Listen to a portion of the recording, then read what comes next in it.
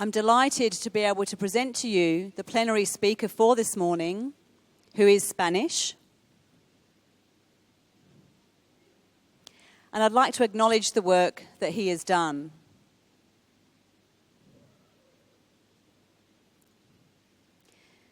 Our speaker has always had a fascination with the recording and analysis of sign language. He has a doctorate in Hispanic philology and has a close affiliation with the Spanish deaf community.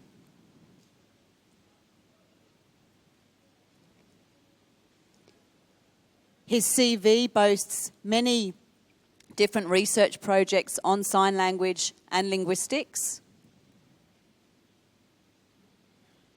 And he is the director for the Sign Language Library, where various Spanish literary texts have been translated into Spanish Sign Language for the wider deaf community.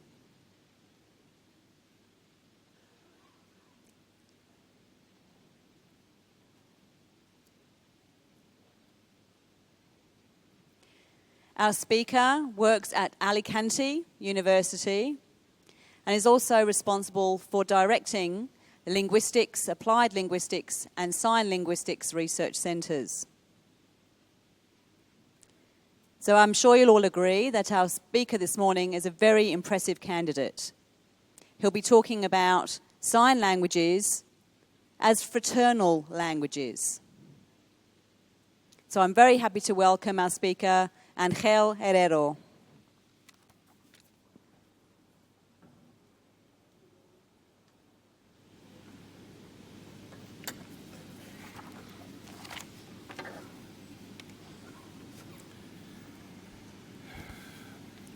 Bien, muchísimas gracias a los presidentes de esta Comisión de Lengua de Signos por su presentación. Muchísimas gracias al comité organizador de este congreso magnífico por haberme invitado a dar esta conferencia y darme así la oportunidad de dirigirme a todos ustedes. Y desde luego muchísimas gracias a todos los intérpretes que van a permitir que mis palabras en español lleguen a tantas lenguas de signos. Muchísimas gracias. Quisiera comenzar recordando un congreso anterior de lingüística celebrado en Roma hace aproximadamente 3 años. Un congreso en el que se pretendía confrontar o comparar las lenguas de signos con las lenguas orales desde el punto de vista lingüístico.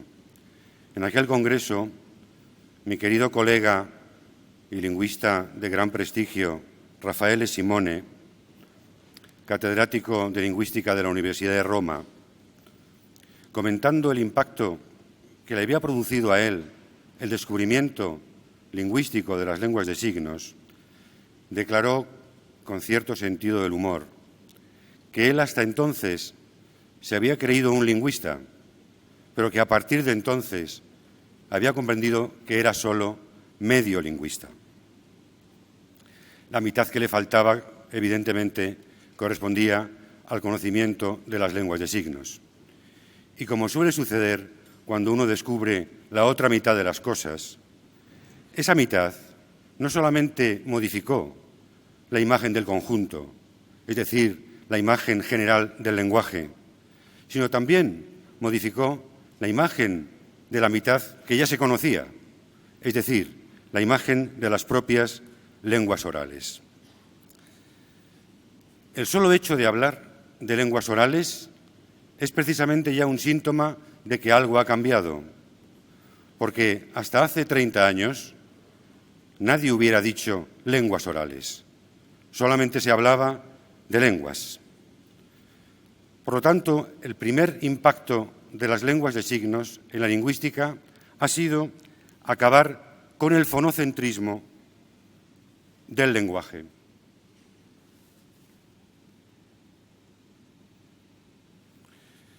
Con la idea de que el centro del lenguaje humano es la audición es la fonación.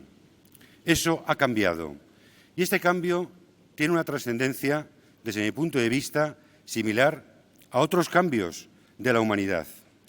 Por ejemplo, al que la humanidad sufrió cuando se supo que el Sol también se movía, que el Sol no era el centro del universo, sino que también se movía, y que los planetas giraban alrededor de él no en círculos perfectos, sino en trayectorias achatadas, en elipses.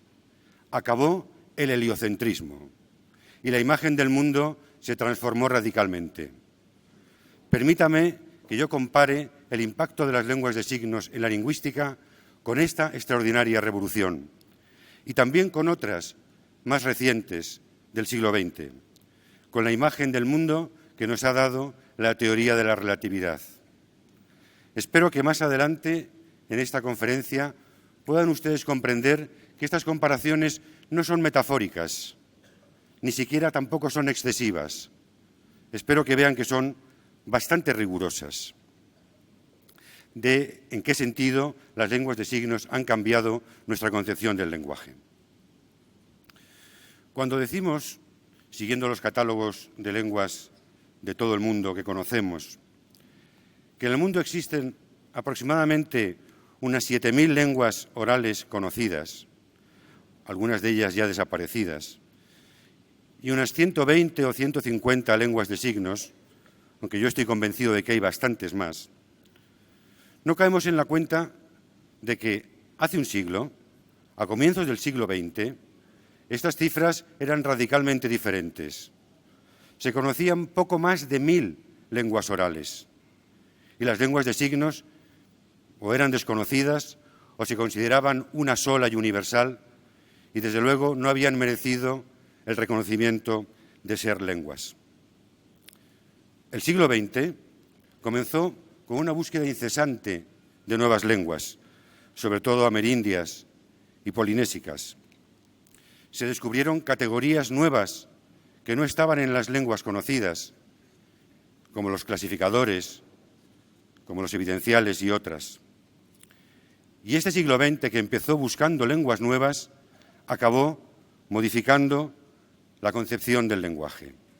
Pues bien, en este trayecto del siglo XX, las lenguas de signos han desempeñado un papel fundamental, porque muchas de las categorías gramaticales descubiertas están en las lenguas de signos y, sobre todo, porque la lengua de signos ha venido a demostrar que todo el lenguaje, también el oral, es un fenómeno de acción, de representación, un fenómeno motriz, un fenómeno gestual, y la concepción entera del lenguaje ha cambiado. De tal manera que en un siglo hemos pasado de ver a las lenguas de signos como una excepción en la lingüística a verlas, diría yo, sin temor a exagerar, como las lenguas por excelencia, como el corazón mismo del lenguaje. Y ya en este siglo XXI, y con la perspectiva del futuro, en esta época de globalización llena de peligros, como el peligro de la desaparición de muchas lenguas, las lenguas de signos adquieren seguramente un significado histórico muy especial. Resumiendo, creo que este siglo es el siglo en el cual las lenguas de signos pueden contribuir extraordinariamente a la cultura de la humanidad, proyectándose no solo lingüística, sino culturalmente. Sobre eso hablaré después. Pero antes quería comentarles que este giro lingüístico que se ha producido a finales del siglo XX, naturalmente que tiene antecedentes en investigaciones anteriores y, sobre todo, en una larguísima historia de lucha de la comunidad sorda por hacerse presente. En el fondo es un giro del que ustedes son los protagonistas. Pero yo, al presentarlo aquí, en este congreso, lo hago sintiéndome particularmente heredero de una tradición española que quisiera darles a conocer a ustedes, que en su mayoría no son españoles. Me refiero a la llamada, a la reconocida en toda Europa durante los siglos XVI, XVII y XVIII como la Escuela Española de Sordomudos. Así se la llamaba. Esta escuela, extraordinariamente importante en Europa, nace aproximadamente en 1550, cuando un monje benedictino llamado Pedro Ponce de León, en un pueblecito situado aproximadamente a 200 kilómetros al norte de donde estamos, de Madrid, en un pueblecito de Burgos, oralizó por vez primera a varios niños sordos en varios idiomas, entre ellos el español, demostrando así, de forma inapelable, que el lenguaje no depende del oído.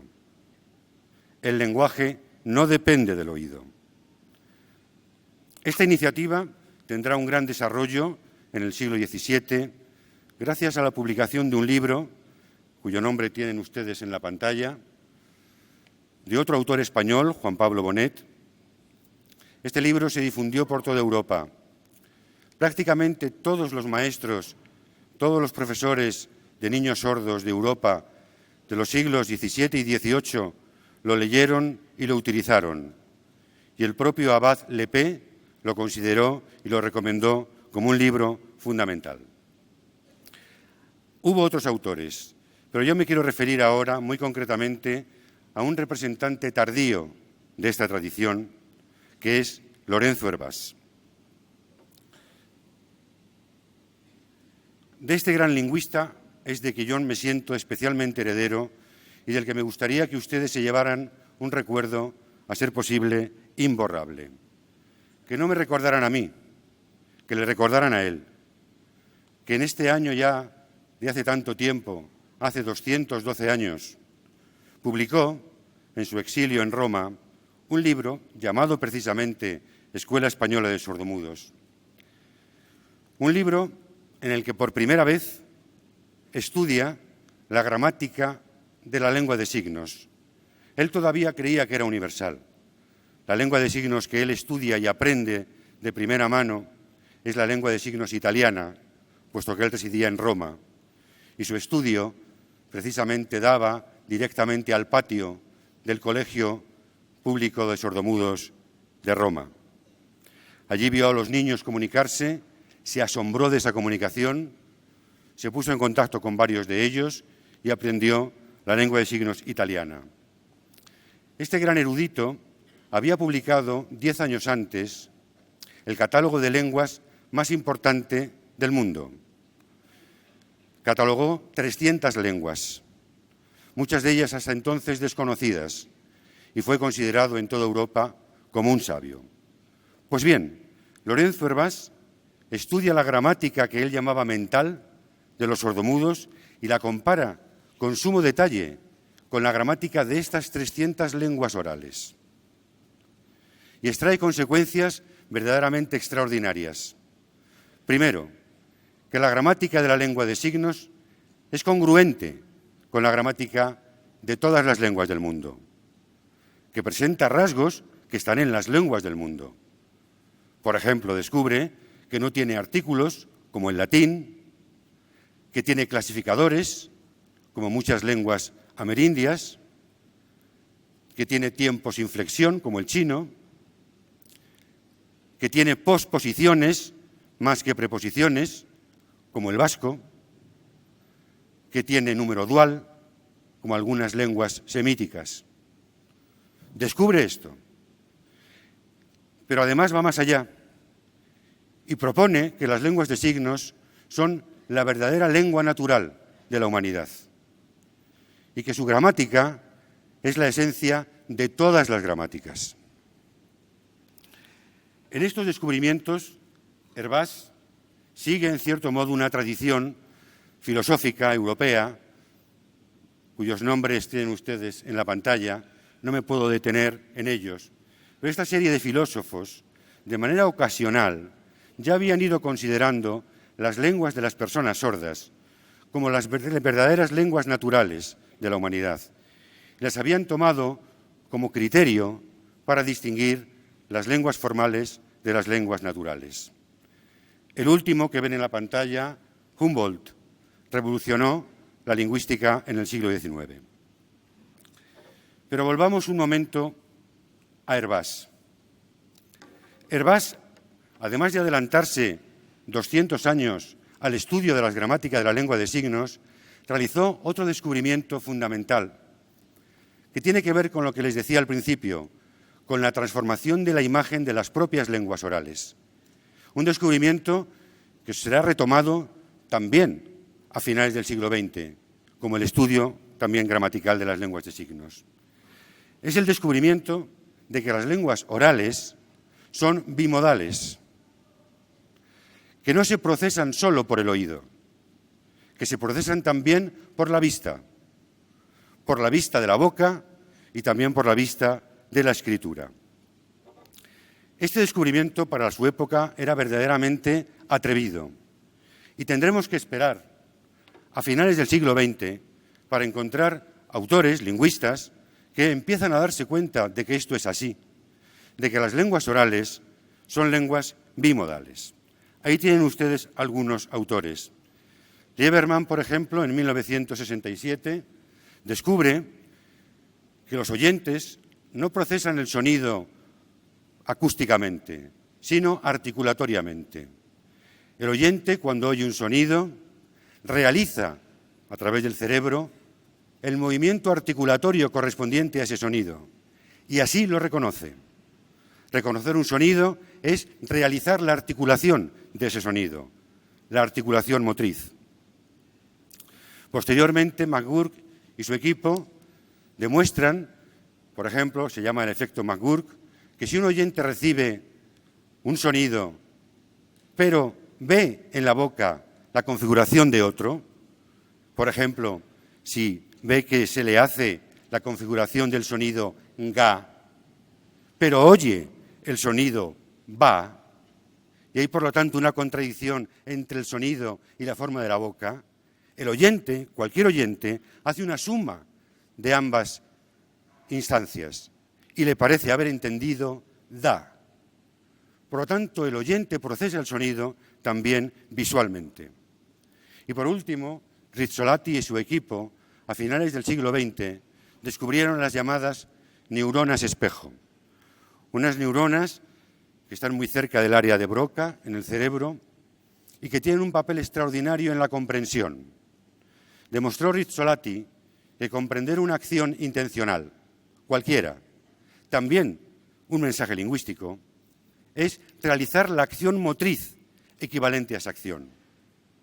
Entender un mensaje es realizar la acción que ese mensaje nos está indicando. Comprender, por lo tanto, en general, también el lenguaje, es ponerse en el lugar motriz del otro. Todos estos descubrimientos avanzan, sin duda, hacia lo que ya les comentaba al principio, a que todos los lingüistas tenemos ya, yo creo que esto es un acuerdo unánime, una imagen gestual, una imagen motriz de todo el lenguaje. Voy a terminar estas referencias a mi queridísimo maestro Lorenzo Hervás, señalando, sin embargo, un límite que él tuvo en la concepción del lenguaje de signos. Hervás, que como he dicho, pensaba que la gramática de las lenguas de signos era la esencia de todas las gramáticas, que la lengua de signos era la verdadera lengua natural de la humanidad, que incluso llegó a pensar que por su carácter visual las lenguas de signos eran el origen de la escritura, no llegó a comprender que las lenguas de signos eran articuladas, que estaban compuestas por unidades más pequeñas. Esto no lo llegó a comprender. Por eso pensó, como muchos intelectuales de la época, que las lenguas de signos nunca se podrían escribir, o por lo menos en el sentido de las escrituras fonológicas de las lenguas orales, que son todas. Todas las lenguas orales tienen escrituras fonológicas, basadas en la articulación de esas lenguas. Y como él pensaba que las lenguas de signos no eran articuladas, pensó que aunque toda la humanidad hubiera sido sorda, no hubieran llegado a descubrir la escritura. Es este límite, este error, el que llega a despejar y a superar nada más y nada menos que William Stokes, alguien de sobra conocido por todos ustedes, pero bastantes años después, más de 150 años después. Stokes descubre que las lenguas de signos son articuladas, que tienen una estructura fonológica o querológica, y por eso es capaz de proponer el primer sistema de transcripción de las lenguas de signos. Personalmente, he dedicado muchos esfuerzos a demostrar la posibilidad de la articulación de las lenguas de signos no simultánea, muchos esfuerzos a demostrar la posibilidad de una escritura fonológica de las lenguas de signos. Y les digo que esta posibilidad está completamente demostrada. Pero quizá para nuestros intereses en esta conferencia, lo que más nos interesa de la aportación de Stokes para entender el significado cultural de las lenguas de signos en nuestra época es una propiedad que Stokes señaló y descubrió en la lengua de signos americana, pero que es aplicable a todas las lenguas de signos, que es el carácter tetradimensional de las lenguas de signos. El hecho de que las lenguas de signos presentan 4 dimensiones en su articulación, no 3 como las lenguas orales. Las lenguas orales, la lengua, como articulador, conoce la altura, conoce la profundidad y conoce el tiempo. Los fonemas se articulan en el tiempo y se articulan subiendo o bajando la lengua o sacándola o introduciéndola. La mano, como articulador fundamental de la lengua de signos, tiene una 4ª dimensión, la lateralidad, el desplazarse hacia los lados y en varias direcciones. Ese movimiento la lengua no lo tiene. Por eso tenía razón Stokes. Las lenguas de signos, su articulación es tetradimensional. Y esto se relaciona bastante, como luego intentaré demostrar, con lo que decía al principio de la conferencia, con la relación entre la lengua de signos y el gran descubrimiento de la teoría de la relatividad, de las 4 dimensiones de la realidad. Ya veremos también cómo la lateralidad que la lengua oral inhibe se va a desarrollar con la escritura, pero la escritura a costa de perder profundidad. Sin embargo, la escritura moderna, la escritura hipertextual, la que se utiliza ya en Internet, es una escritura que recupera las 4 dimensiones, porque en los hipertextos, naturalmente que hay altura, como en la escritura convencional, naturalmente que hay tiempo, como en la escritura convencional, naturalmente que hay lateralidad, además mucho más desarrollada porque es radial, pero además hay profundidad. La escritura hipertextual es una escritura tetradimensional, es como las lenguas de signos. Pero permítanme, antes de pasar a esto, retomar una de las ideas con las que hemos comenzado esta conferencia, a la visión de las lenguas de signos en el conjunto de la diversidad lingüística humana. Esa diversidad que el siglo XX acabó de mostrarnos, casi 7.000 lenguas, pero que hoy está seriamente amenazada. Los lingüistas pensamos que a finales del siglo actual, del siglo XXI, habrá desaparecido el 90% de las lenguas orales todavía vivas hoy en la humanidad. En este siglo que estamos empezando, desaparecerán casi 6.000 lenguas orales. Si echan ustedes la cuenta, salen a varias lenguas orales por mes, a más de una por semana. Sin embargo, creo y pretendo demostrarles que este destino terrible de las lenguas orales no va a ser el mismo para las lenguas de signos. Creo que va a ser diferente. Me gustaría hacerme con ustedes ahora, para abordar este tema, 2 preguntas muy simples. Primero, ¿por qué desaparecen las lenguas? Y en segundo lugar, ¿por qué son tan diversas? Son preguntas ingenuas, pero conviene aproximarse a responderlas. Esta última, la de por qué las lenguas son tan diversas, es una pregunta muy importante. Llevó a muchos pensadores hasta el siglo XX a pensar que las lenguas orales eran diversas por un castigo divino, porque Dios había castigado a los hombres con esta diversidad para que no se entendieran y no pudieran tener tanto poder como Él. Y se consideró también un indicio de que las lenguas orales eran creación divina. Por lo tanto, el tema es extraordinariamente importante. ¿Por qué son tan diversas las lenguas? Pero vamos primero con la primera pregunta. ¿Por qué desaparecen las lenguas? Bueno, simplificando un poco, las lenguas pueden desaparecer por dos razones. La primera, por la desaparición de sus hablantes. Si desaparece la comunidad lingüística, la lengua desaparece. Es el caso de numerosas tribus amerindias y del Pacífico. Pero también se puede deber la desaparición de las lenguas, y es más frecuente aún actualmente, a una causa externa, relacionada también con la anterior. Y es que, con frecuencia, una lengua oral se sustituye por otra que tiene más poder, otra que tiene mayor capacidad de acceso a la información y al conocimiento. No es solamente un poder material, es un poder intelectual, y esto es muy importante tenerlo en cuenta.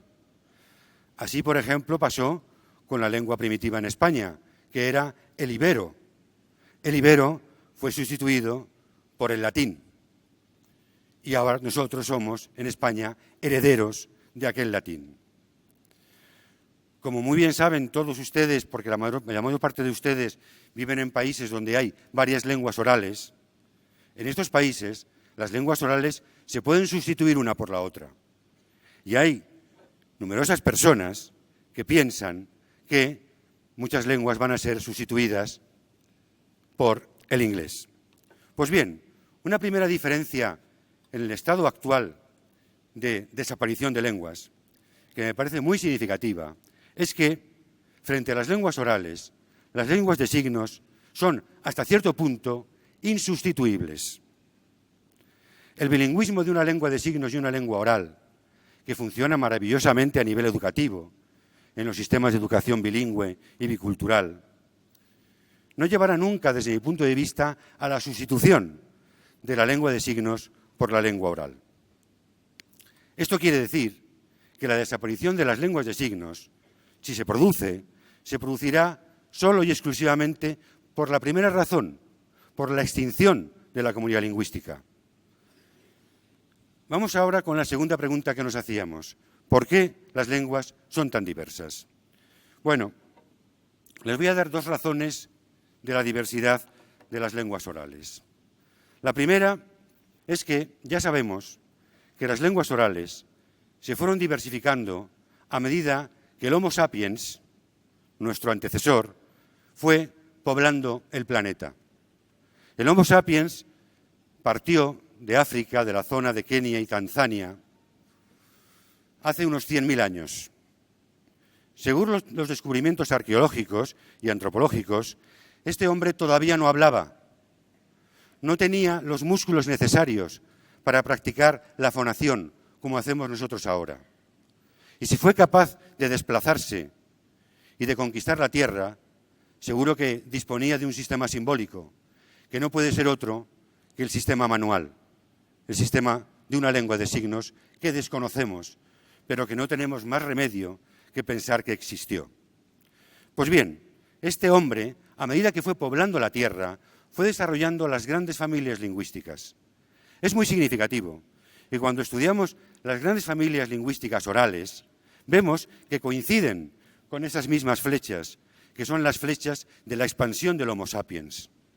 Por ejemplo, la flecha que va de la zona inicial de expansión de Kenia, Tanzania, hacia el sur de África, es la familia joysiana. Por ejemplo, la que se va hacia Palestina, esa flecha coincide con la familia afroasiática, a la que pertenecen las lenguas semíticas, por ejemplo, ¿no? Las flechas que van hacia Australia, la familia austronésica. La que cruza Europa es la familia indoeuropea, como ven, mucho más tardía.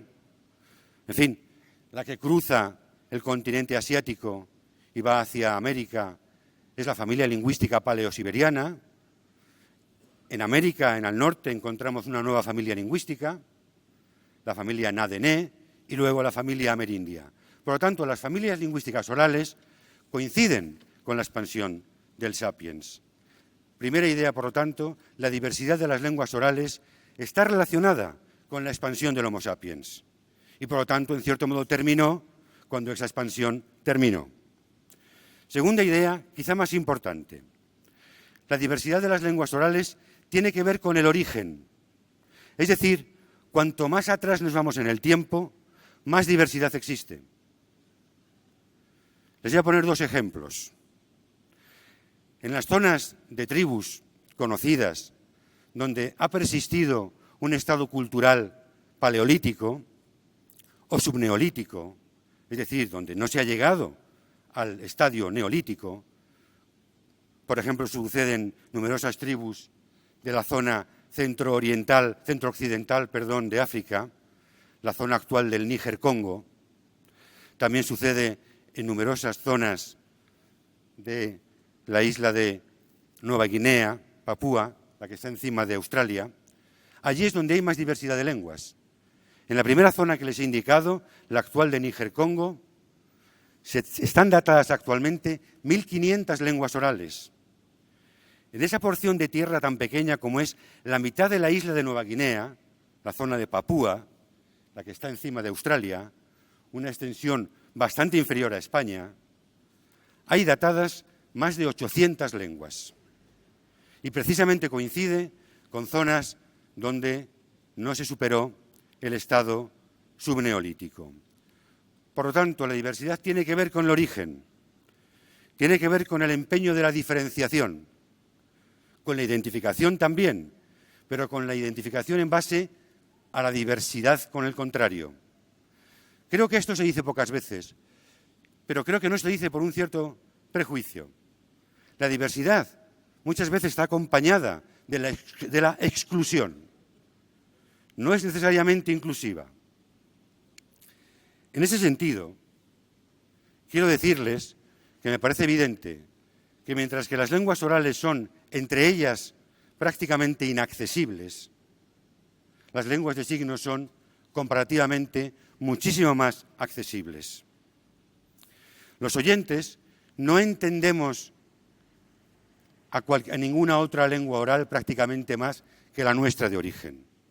Un español como yo, por ejemplo, cuando oye hablar el 99% o más, casi el 100% del resto de las lenguas orales, no entendemos absolutamente nada.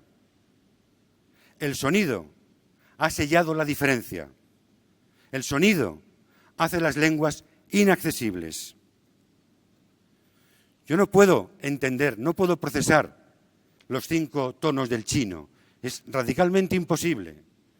No puedo entender cómo en alguna lengua joysiana, por ejemplo el suní, utilizan 32 sonidos guturales distintos. No puedo. Quizá después de una laboriosa enseñanza, después de meses y meses de adiestramiento, podría conseguirlo. Sin embargo, la diversidad lingüística entre las lenguas de signos es mucho más accesible. Y yo creo que este congreso es una prueba de ello. Lo inaccesible está asociado al sonido, no está asociado al significado. Los significados de todas las lenguas, de todas, son visuales. Tienen carácter de representación visual o de representación mental. Por eso, cuando en las lenguas orales se acudió a la escritura, lo que se hizo fue representar grafos visuales, representar dibujos que representaban el objeto cuyo sonido se quería representar. Sin embargo, como decía, en las lenguas orales la representación del significado no tiene nada que ver con el sonido. En las lenguas de signos, sin embargo, tanto el canal como el significado son representaciones visuales. Y eso hace que el significado sea mucho más accesible. Les voy a poner un ejemplo personal, una experiencia personal de esto que les estoy diciendo. Yo fui durante muchos años, como por cierto Stokey, profesor de literatura española, sobre todo de poesía española. Para mí la poesía oral, estaba muy ligada al sonido, al ritmo del sonido. Para mí el sonido, como para muchos oyentes, era el espíritu, era la musa. La musa inspira produciendo sonidos. Pues bien, cuando hace unos años empecé a traducir, gracias a la colaboración de mis queridos colegas sordos, numerosos poemas de la literatura española, desde el siglo XVI hasta el presente, y a representarlos, muchas veces gracias a mi querida compañera Inmaculada Cascales, descubrí que hasta entonces el sonido me había vedado el paso a gran parte del significado, que había significados de esos poemas que yo con el sonido o con la lectura no había entendido y que entendí con la lengua de signos. Y no me estoy refiriendo a poemas sin importancia, me estoy refiriendo a los poemas más importantes de la literatura oral española. Me estoy refiriendo, por ejemplo, a un poema del poeta más importante quizá de España, un poeta místico, uno de los poetas místicos más importantes del mundo, San Juan de la Cruz. Él tiene un poema que se llama El Cántico Espiritual y en él hay una estrofa en la que dice esto: mi amado es las montañas, los valles solitarios y silenciosos, las ínsulas extrañas, los ríos sonorosos, el silbo de los aires amorosos. El poema dice esto y se signa así. Yo no me había dado cuenta de que al decir esto el poeta estaba representando un cuerpo humano. Yo había visto esto como una descripción geográfica de montañas, de valles, de islas, que no entendía. Bueno, algo caótica. ¿Qué tienen que ver los valles con las islas? Bien, pues la lengua de signos me mostró ese significado de un poema al que yo había amado toda mi vida y que comprendí que no había acabado de entender hasta que lo vi en lengua de signos. A estas propiedades de las lenguas de signos, el ser insustituibles, el ser accesibles, quisiera añadir otra que también me parece que lo hace extraordinariamente resistente en la época que vivimos, y es el hecho de que las lenguas de signos renacen. También las lenguas orales pueden renacer hasta cierto punto, mediante una decisión política muy fuerte. Por ejemplo, el hebreo se había perdido. El hebreo había sido hace 2000 años una lengua de culto y de oración. Hace un siglo, por una decisión política, se recuperó y se convirtió en la lengua de uso de un pueblo, el pueblo que ocupa el Estado de Israel. Esa lengua se recuperó con una decisión política muy fuerte. Esto no es normal. También hay lenguas orales que nacen de otras lenguas en contacto. Son las lenguas criollas o pidgins. Hay muchas en el mundo. Por ejemplo, en Colombia hay una que es el palenquero, que es una mezcla de dos lenguas totalmente diferentes, el español y el bantú, que es una lengua africana. Ahora bien, lo que no se conoce en las lenguas orales es que varias personas oyentes, por sí mismas, sean capaces de inventar una lengua. Y esto, sin embargo, sí que se sabe ya que lo han hecho las personas sordas. Los niños sordos de Nicaragua desarrollaron la lengua de signos nicaragüense no a partir de lenguas anteriores, no como suma de lenguas anteriores, ni como recuperación de una lengua remota, sino como creación directa de ellos. Esto, por ejemplo, a Chomsky, que es el autor de la idea de que el lenguaje es innato, le ha trastocado y se ha convertido en una prueba inesperada de que el lenguaje es innato, sí, pero el lenguaje de signos, no seguramente el lenguaje oral. Estos niños no heredaron esta lengua de sus padres. Esa lengua no es una lengua materna, no es una lengua genética, en ese sentido biológico, de herencia, es una lengua fraterna. Por eso yo he titulado esta conferencia de lenguas de signos, lenguas fraternas. Y no creo que exista otra prueba más fuerte de que las lenguas de signos son el origen del lenguaje humano. Vamos a ir terminando. Hemos hablado de la diversidad de las lenguas, hemos hablado de que las lenguas de signos son necesarias y desde luego lo son para la comunicación de las personas sordas. Pero quisiera añadir algo más. Creo que también desde el punto de vista de la cultura, las lenguas de signos son insustituibles. Creo francamente que lo son. ¿Qué quiero decir con lenguas culturales? Quiero decir que no son solamente, o no deben ser solamente, o no tienen por qué ser solamente lenguas de comunicación. Pueden ser también, y de hecho lo son, lenguas de conocimiento, lenguas de depósito del conocimiento, lenguas de depósito de cultura, lenguas de cultura. No es lo mismo hablar de lenguas y cultura que de lenguas de cultura. Naturalmente, cualquier comunidad humana tiene manifestaciones culturales no lingüísticas. La escultura, la arquitectura, y en este congreso ha habido, por cierto, magníficos ejemplos, muy novedosos por lo menos para mí, de producciones culturales no lingüísticas de determinadas comunidades sordas del mundo. Pero yo no me estoy refiriendo a esta dimensión cultural extralingüística, sino a la concepción de que las propias lenguas son instrumentos de cultura. El siglo XX ha sido un siglo bastante utilitario y nos dejó una imagen del lenguaje como instrumento de comunicación. Pero antes, y yo creo que ahora, con la nueva época que vivimos, tenemos que comprender que el lenguaje no es solamente eso, no es una forma de comunicarnos, es también una forma de obtener conocimiento y de transmitir conocimiento. Es una forma de comunicación, pero también de saber.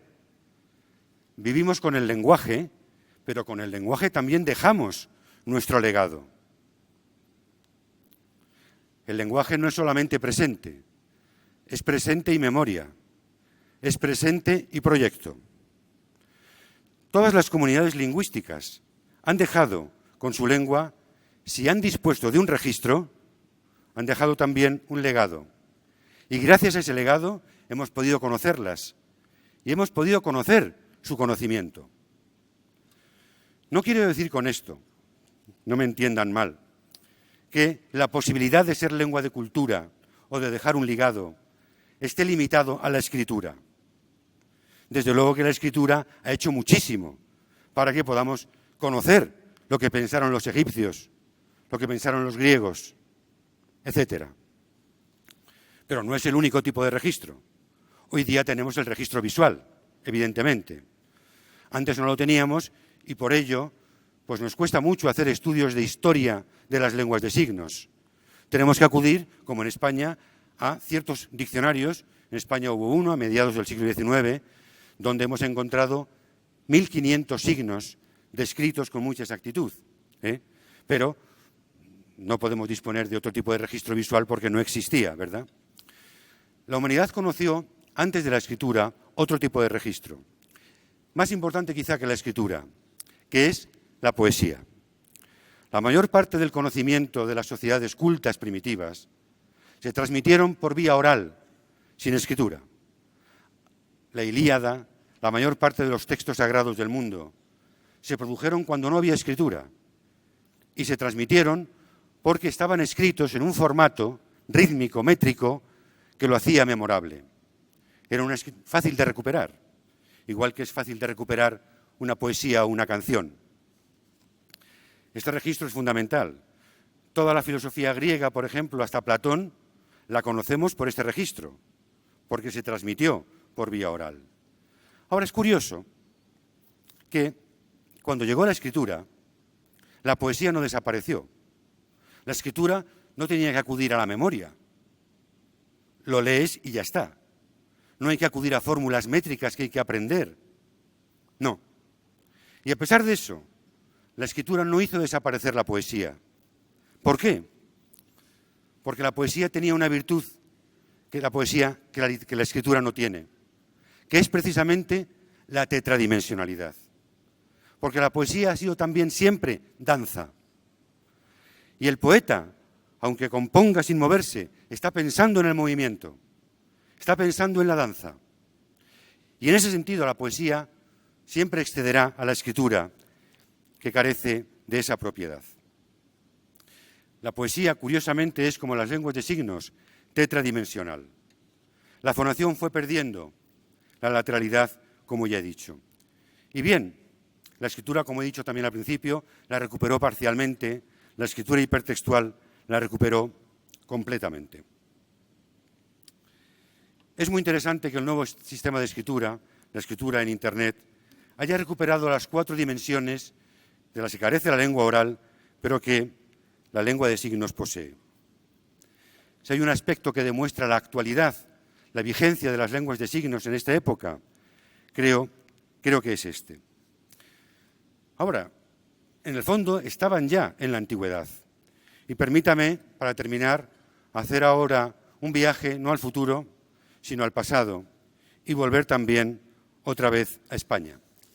Paradójicamente, los hipertextos actuales estaban ya en las primeras escrituras primitivas, en estas escrituras dibujadas en roca, que sin duda se leían, sin duda formaban parte de las fiestas audiovisuales que tenían lugar en las cuevas prehistóricas. No sabemos cómo se leían. ¿Por qué? Porque los brujos que sabían leerlas han desaparecido. Este brujo, por ejemplo, vivía muy cerca de mi casa, en Alicante, hace 10.000 años. Y él seguramente sabía leer estas pinturas. Nosotros no sabemos ya leerlas. Pero ese carácter radial, holístico, de esta escritura es el que está en la escritura hipertextual moderna, sobre todo en los hipertextos con lenguas de signos. Y felizmente, gracias a la tecnología, ya no necesitamos un brujo, nos basta con el clic del ordenador. Curiosamente, aquellos antepasados nuestros llenaron los muros de piedra donde escribían, los llenaban de manos que ahora vemos otra vez simbolizadas en muchas pinturas y esculturas de las comunidades sordas. Son las mismas, son signos de la presencia de aquellos seres. No puedo extenderme, como ustedes podrán comprender, en explicar estas manos que son muy enigmáticas. Solamente les diré que acompañan a la escritura, a la primera escritura de la humanidad. También les diré que llenan España. España, sobre todo el norte y también algunas zonas del sur, está llena de cuevas con estas manos. Si ustedes van a Cáceres, podrán ver una cueva donde hay 37 manos diferentes, en posiciones y en configuraciones diferentes. Casi parece un alfabeto, casi de queiremas de aquella época. Hay otras cuevas en el norte, sobre todo en la provincia de Santander, que ven ustedes en la pantalla, que pueden ver. Quería terminar casi con una imaginación excesiva, casi con una broma, diciendo que estas manos que llenaban las cuevas, que habían servido de medio para que aquellos hombres dibujaran y dejaran su legado, no son muy diferentes a las manos virtuales que ahora empiezan a llenar en el mercado. Estas manos ya no son mágicas, ya no son mecánicas, que sirven de interfaz con los ordenadores y que, sin duda alguna, seguramente vamos a acabar usando todos en muy pocas décadas. Y aquellas manos prehistóricas, digo, no son tampoco muy distintas de las manos que en cuevas mucho más grandes como esta, mucho más cómodas, todavía siguen haciendo cultura y se lanzan a un nuevo tipo de cultura, que es la cultura lingüística de las lenguas de signos. Creo que en esta nueva etapa de nuestra civilización esa cultura les pertenece. Muchas gracias.